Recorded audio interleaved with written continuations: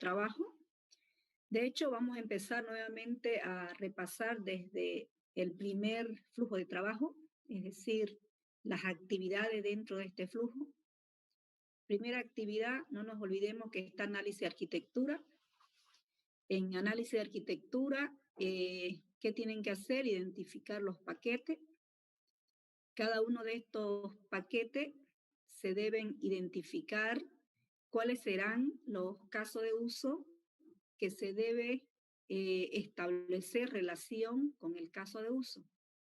Para eso se ha pedido las líneas de dependencia por medio del estereotipo trace, donde dentro del paquete se conecta con cada uno de los casos de uso.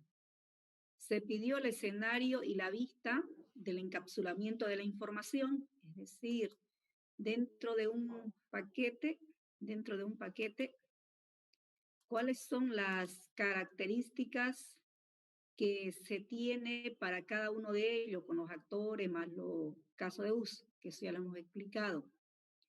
Entonces son 3 aspectos, es decir, 3 puntos que se dijo que ustedes lo trabajen.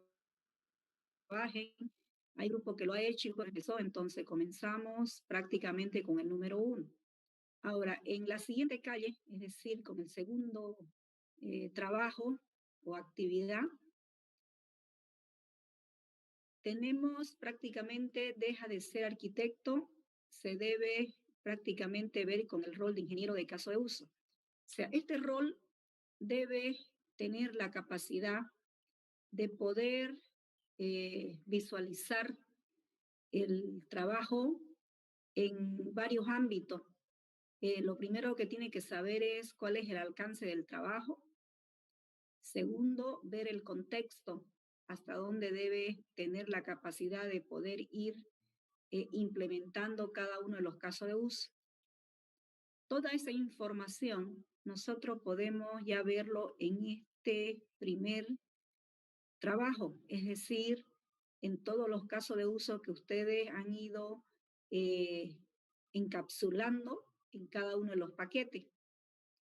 Entonces, con cada uno de los diagramas de caso de uso que se ha desarrollado por cada requisito, ahora se tiene que hacer un diagrama de comunicación, como se explicó también en la anterior clase.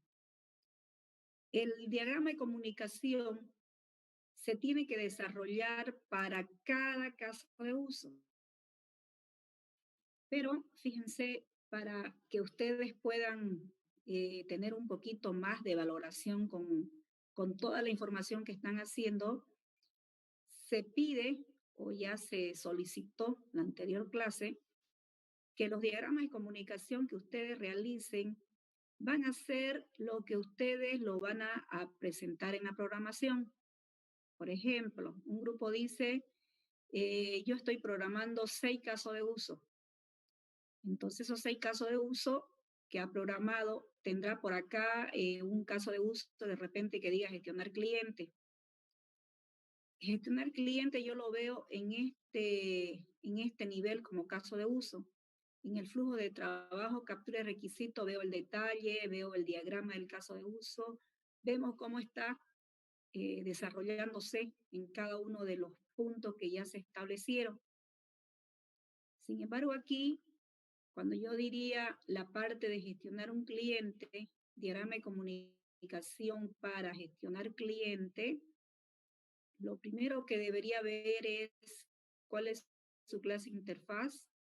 Si usted me dice que ha diseñado un formulario, en ese formulario estarán los datos del cliente, de repente un código, su nombre, su teléfono, lo que usted quiera trabajar en el formulario. Cuando yo miro el detalle de los casos de uso en el flujo de trabajo captura de requisito, me dice usted que tenía cómo poder registrar a un cliente, cómo podía modificar a un cliente y cómo podía de repente eliminarlo o darle de baja para que pueda tener esa opción, si es que tiene esa opción. Si usted le dio 3 operaciones de funcionalidad, Aquí en el diagrama de comunicación se tienen que ver las vistas de las tres operaciones. Entonces, usted va a decir, número uno, registrar al cliente. 1.1, enviar o insertar los datos del cliente. Entonces, usted debe transitar desde la clase interfaz a la clase control. Por ejemplo, cuando yo digo, a ver, esta es mi clase cliente, cuando usted ya tiene su lenguaje de programación y lo está programando clase cliente, entonces usted va a tener un método. Entonces, esos métodos que viajan en las aristas, usted va a tener un método. Ese método justamente se llama insertar el cliente. Ese insertar cliente son los datos donde vamos a encontrar cómo usted va a poder verificar y validar cada uno de los atributos donde usted pretende colocar la información. Por ejemplo, si en la interfaz, cuando usted lo diseña, dice de que va a tener un código el cliente y a usted se le ocurrió que el código del cliente va a ser alfanumérico, de repente puede soportar caracteres y números, o de pronto usted dice solamente va a ser caracteres porque va a tener sigla de la empresa o la sigla del nombre del cliente para buscarlo más rápido. O a usted se le ocurre colocar solo número como código. Entonces, esa es la validación, ¿no? Si son caracteres, yo imagino que la cajita de texto, que si usted dice que son como 12, cuando usted diseña en su formulario, solamente tiene que soportar 12 caracteres. No sé si lo ve. No es que usted le va a poner, no sé, como unos 40 caracteres y al final solo 12 son los permitidos en la tabla. O sea, la cantidad de caracteres que usted le dedicó, el tamaño de la cajita que trae en la interfaz. No sé si lo puede notar porque sucede que eso es la parte de la validación y la verificación cuando usted empieza a programar. Si la validación usted lo hace en la parte de la interfaz, o sea, no debería permitir pasar al siguiente campo, debería decirle de que hay un error o decirle o guiarlo al usuario cómo poder seguir introduciendo datos. En otras palabras, cuando usted le diga guardar, de repente le sale un mensaje y le dice que ocurrió algún dato en la pantalla, en algún atributo, le va guiando también, ¿no? Existe un error en tal dato, introduzca este tipo de información, porque la interfaz. Usted tiene que pensar eso en la programación, cuando lo está haciendo el control, ¿no ve? El control de gestionar al cliente. Entonces, fíjense, si usted no hubiera colocado ningún mensaje, cuando ocurre algún, se puede decir, algún conflicto con la información al introducir, a veces usted le pone fecha, pero de pronto cuando usted mira los gestores de base de datos, a veces lo tienen nomás en inglés, lo tienen mes, día, año, y a veces usted no le cambió, no le puso al día, mes, año. Entonces de pronto alguien agarra y escribe valores equivocados, digamos, ¿no? ¿Por qué? Porque sucede que usted escribe 3108 del 2020. Si usted lo tenía al revés, no lo va a soportar. Entonces ahí debería decirle la fecha es tanto, guiarlo. Pero si usted no coloca nada, lo primero que va a hacer es colgarse. O sea, va a agarrar, usted va a introducir cualquier dato y de pronto se va a colgar, pero no se sabe ni qué es. Entonces, eso significa que no tenía validación, no verificaba la información. Todo eso, validaciones, verificaciones, es parte de la programación, parte del control de la interfaz que lo va a hacer en este sector. Con toda esa información, usted sabe que todo lo que dice insertar datos a un cliente debe depositarlo en algún lugar, debe tener un almacenamiento físico. Justamente como esa clase es persistente, en la base de datos usted tiene justamente una clase entidad, que en este caso, cuando se va a la base de datos físicamente es una tabla, y esa tabla se llama cliente. Entonces, de pronto, volvemos a especificar, usted ve los tres escenarios. Ve la parte de la presentación, la parte de la programación, porque ese es su control, y ve la parte de la entidad. Suponiendo que ya lo hubiera terminado de hacer esto, por cada uno de los casos de uso, usted avanza a la tercera calle. Deja de ser ingeniero de caso de uso y esta vez ya es un ingeniero de componente.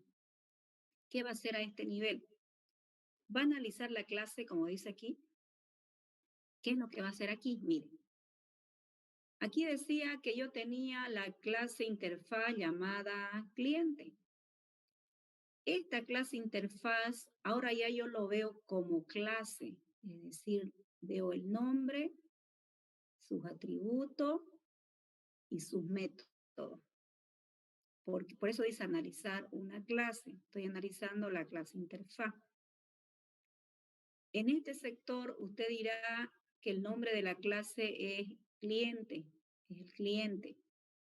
Interfaz, usuario, cliente. ¿Cuáles son sus atributos? Su código, su nombre, su fecha de nacimiento, su teléfono, no sé, todo lo que usted hubiese escrito. De repente, por defecto, usted quiere que le salga la fecha actualizada en la pantalla. Esa fecha actualizada no es una fecha que está guardada, o la hora de repente, pero no está guardado eso en la base de datos. Pero igual son atributos del formulario. ¿Por qué? Porque es toda la información que aparece al usuario al momento que lo usa. Entonces, toda la información del formulario usted colocará en el sector de atributos. De pronto, cuando usted mira que cliente dice nuevo cliente, guardar cliente, buscar al cliente, modificar al cliente, reporte del cliente. Entonces, usted tiene varias opciones. Esas opciones en la clase cliente son sus métodos que usted coloca. Luego va a la clase control. En la clase control usted mira y dice, bueno, aquí, ¿qué tiene? El nombre en todo caso sería el nombre de la clase control, ¿ya? El nombre de la clase control, más los métodos que se están trabajando. Por ejemplo, ¿qué ha programado usted? El insertar, el buscar, ¿cuál? Todos los métodos deben estar en esa clase control. Pero lo que no va a encontrar, fíjense, lo que no va a encontrar van a ser atributos en la clase control, porque los atributos usted no lo hace en el ámbito cuando lo está programando, en la programación. Esos atributos usted los saca de dónde, de la tablita, y lo tiene que colocar de repente en la interfaz, en una caja de texto, en cualquier componente que usted diseñe. Entonces, todos los métodos que usted ha programado, yo lo encuentro en la clase control. Entonces, cuando usted venga a presentarme ese día, fíjese, cuando venga a presentarme su trabajo, yo voy a mirar, analizar clase.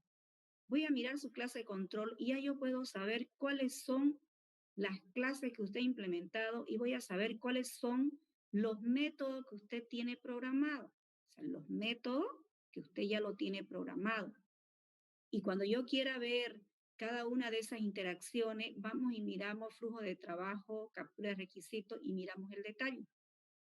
Entonces, si usted me dice que 6 casos de uso va a presentar, va a defender en la parte de la programación, en la parte del software, debería haber 6 casos de uso utilizando el diagrama de comunicación, debería haber 6 diagramas del análisis de las clases, ¿ya? Del análisis de las clases para ese día, para esa presentación. Tal vez usted tenga de repente 30 casos de uso. No le estoy pidiendo todavía los 30. Solamente estamos solicitando la información del documento de lo que usted va a presentar en el software. Quiero que llegue la presentación hasta aquí, hasta analizar una clase, ¿ya? Y por último, esto lo vamos a dejar ya de último, se llama analizar un paquete. Entonces, en este analizar un paquete, tenemos que ver nosotros el grado de acoplamiento y el grado de cohesión entre los diferentes paquetes. Es decir, vamos a tener dos medidas. Vamos a poder saber si ustedes han identificado cada uno de los paquetes con la forma en la cual se relacionan entre ellos de la mejor forma posible. El eslogan de los sistemas es de que usted tiene que tener un bajo acoplamiento y una alta cohesión. ¿Qué significa esto? Bajo acoplamiento. Por ejemplo, yo tengo el módulo de contabilidad y de repente tengo un módulo de recursos humanos. Recursos humanos con contabilidad, ¿hay un grado de acoplamiento? Sí, hay un grado de acoplamiento, sí. Estos módulos están funcionando en la empresa. Cuando recursos humanos necesita pagar el sueldo a sus trabajadores, el dinero lo tiene que solicitar a contabilidad. Contabilidad le tiene que decir de dónde debe tener el dinero para pagar a los empleados. Entonces le dirá contabilidad, a los empleados se le va a pagar del banco económico, del banco económico. Entonces tendrá una cuenta en el banco económico para hacer ese pago. Cuando las personas de recursos humanos, miren, para ver un acoplamiento, recursos humanos y contabilidad. Cuando los recursos humanos necesitan pagar a sus trabajadores, ellos de memoria no pueden darle un sueldo de repente fijo que dijeron de que eran los montos fijos, porque como se le ha entregado, se le otorga a cada uno de los trabajadores, se les da un contrato, en ese contrato ellos ganan, puede ser un sueldo fijo, pueden tener horas extra, si fuera la política de la empresa, pueden también tener sueldo disminuido en caso de que haya falta, llamada de atención, memorándum y no sé qué información más, porque son informaciones de cada uno de los paquetes. Entonces, va a tener para un líquido pagable, equivale a qué? Líquido pagable para cada empleado. Al monto que está ingresando a sus ingresos menos su descuento. O sea, eso es lo que recibe el empleado por cada uno de los empleados. Cuando yo digo menos su descuento, o sea, siempre a un empleado se le va a descontar. Por ejemplo, si es un empleado fijo, se le va a descontar por la AFP. Sí o sí, la AFP tiene que ser descontado mensualmente. A usted le dicen, ¿sabe qué? Le voy a pagar 7.000 bolivianos, pero sus 7.000 en cuánto se han convertido. De repente en 5.100 bolivianos. O sea, de verdad que era 7.000, pero con todos los descuentos que le han hecho, hasta hay un bono solidario nacional que todos los empleados tienen que entregarlo. Entonces, ese más le descuenta. Entonces, inicialmente a usted le han dicho, ¿sabe qué? Yo le pago 7.000 bolivianos. Pero cuando usted lo mira, no son sus 7.000, está disminuido. ¿Por qué? Porque sucede que hay descuento fijo. Bueno, todo ese escenario, fíjense que estamos hablando, es para ver nuestro acoplamiento. Entonces, en recursos humanos yo veo toda mi información, pero ¿cuál es mi grado de acoplamiento con contabilidad? Contabilidad le va a decir cuál es el monto o de dónde va a sacar ese monto cuando solicita el grado de acoplamiento que va a haber, dice recursos humanos. Necesito dinero para pagar sueldo. Entonces, ¿qué hace contabilidad? Entregarle el monto o la institución financiera. Si yo le digo que el dinero lo va a sacar de un banco, entonces, ¿qué le interesa a contabilidad? Un simple comprobante. El comprobante radica en que hay dos cuentas. Uno sería pago de sueldos y salarios y la otra sería ¿de dónde? ¿De dónde lo va a hacer? Del banco económico, por decir. Entonces, de pronto, cuando usted mira en contabilidad, no tiene más que un debe y un haber. En un debe va a encontrar, si pagara usted como sueldos y salarios, como unos 20.000 bolivianos, va a decir sueldos y salarios 20.000, lo saqué del banco económico los 20.000, nada más. O sea, hasta ahí llegó el escenario y hasta ahí llegó su acoplamiento.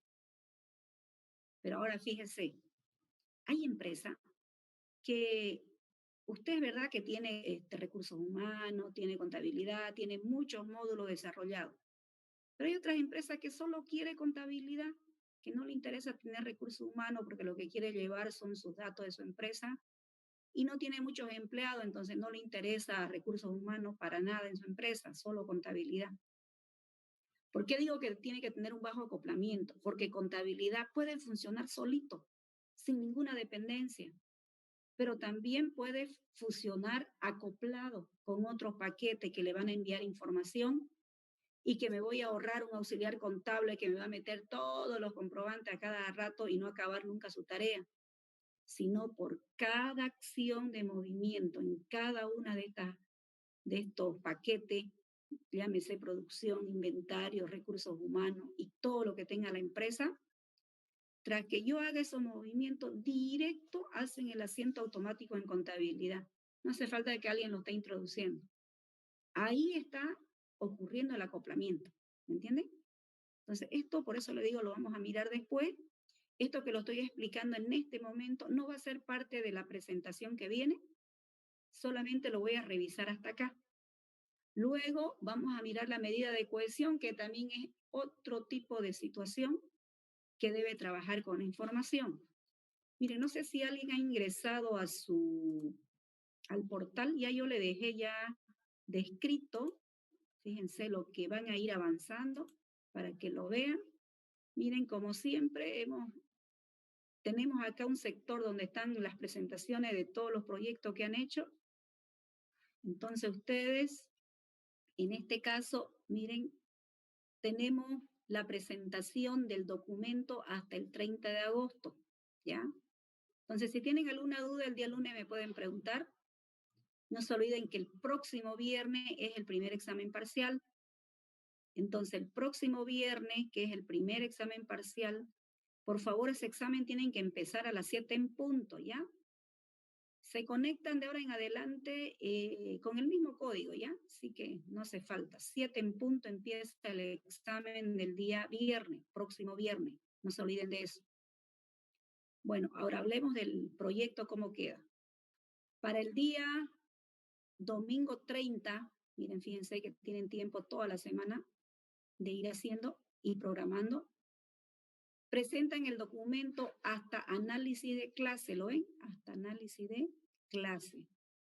Solamente en diagrama de comunicación y análisis de clase estará en el documento de los casos de uso que ustedes lo están implementando, lo están programando, de tal forma de que toda esa información nosotros así lo vamos a visualizar, ¿ya?